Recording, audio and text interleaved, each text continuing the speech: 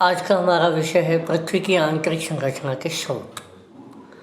देखो, जो पृथ्वी की आंतरिक संरचना के स्रोत को हम दो तरह से बांट सकते हैं, एक अप्राकृतिक स्रोत और एक होता है प्राकृतिक स्रोत। यद्यपि एक तीसरा और स्रोत हम बांट सकते हैं, वो है पृथ्वी की उत्पत्ति संबंधी सिद्धांत। फिलहाल हम सबसे पहले बात करते हैं अप्राकृतिक स्रोत की। जैसा कि आप ग्रीन मार्कर पेन से देख रहे हैं, अप्राकृतिक स्रोत। इनमें सबसे पहले है तापमान, फिर दाब और फिर घनत्व। हम वन बाय वन करके एक एक पर चर्चा करेंगे। सबसे पहले बात करते हैं हम तापमान की। देखो, तापमान,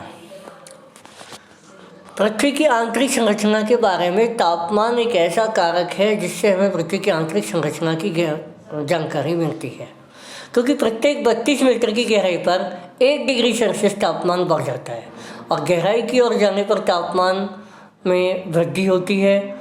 और इससे हमें जानकारी मिलती है कि पृथ्वी की आंतरिक संरचना में कहीं न कहीं ऐसे तत्वों की विद्यमानता है जिससे कि आंतरिक संरचना में तापमान बढ़ता है।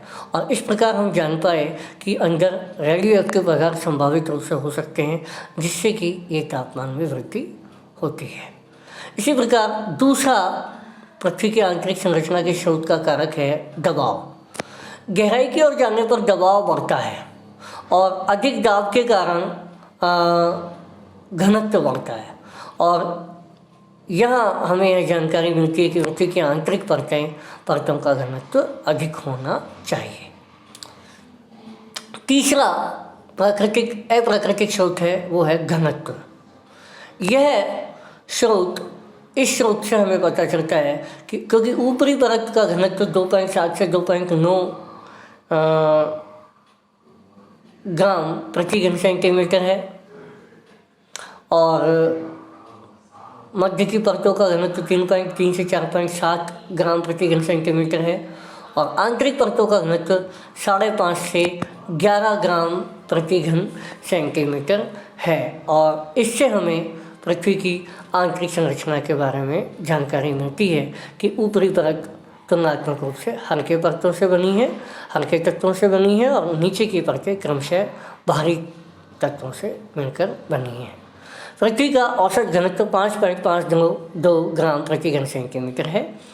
और फिर है पृथ्वी की उत्पत्ति संबंधी कुछ सिद्धांत जिनसे भी हमें पृथ्वी की जानकारी, आंतरिक परतों की जानकारी मिलती है, जैसे कि जेम्स जीन्स की ज्वारीय कल्पना।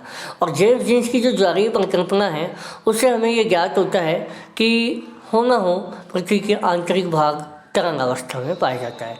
लेकिन यदि हम अंतःतारक धूम परिकल्पना की बात करें या चैम्बरलेन की ग्रहाणु परिकल्पना की बात करें तो उससे हमें पृथ्वी की उत्पत्ति ठोस होने का आभास होता है, यानी कि पृथ्वी का आंतरिक भाग ठोस होना चाहिए।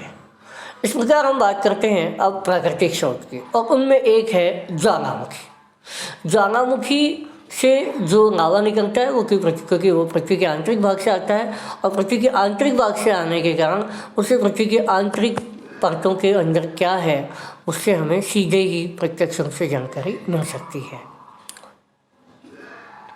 इसके बाद है भूकंप। भूकंप में बहुत सारी भूकंप की तरंगें होती है और ये तरंगें पृथ्वी के आंतरिक भाग को पार करके धरातल तक आती हैं।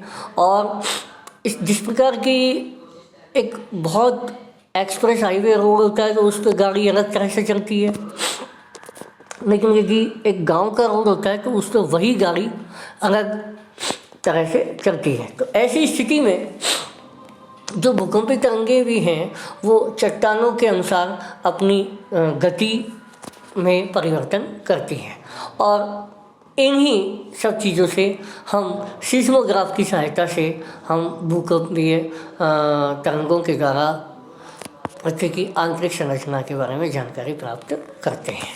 आज इतना ही, धन्यवाद।